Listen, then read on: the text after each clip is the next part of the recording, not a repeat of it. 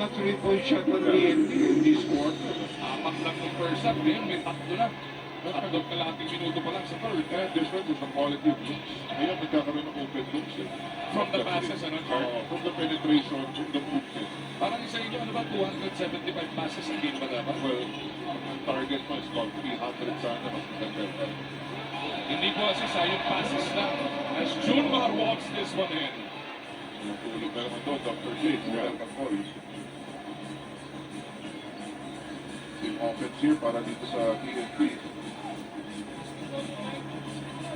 Pogoy against Ross. Williams with a pick. Pogoy getting around Junmar. Brandon again. Bam! Na diretsong 3-point shot, 12 puntos yun.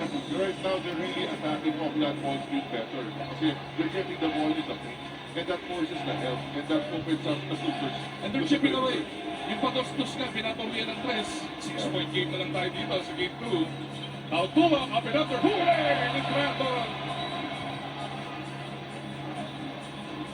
Pogoy looking around. Laban sa pick ni Kelly. Pogoy to the corner again. Brandon Bagaslo. Kaputsis na. Challenge na yun. Challenge na. And began reading that one better. Parang nasaktan si Coach sa play na yun. Ross directing traffic. They go right back to line. Again, okay. Mo from the... Yeah! Di pala siya nasaktan. Sorry.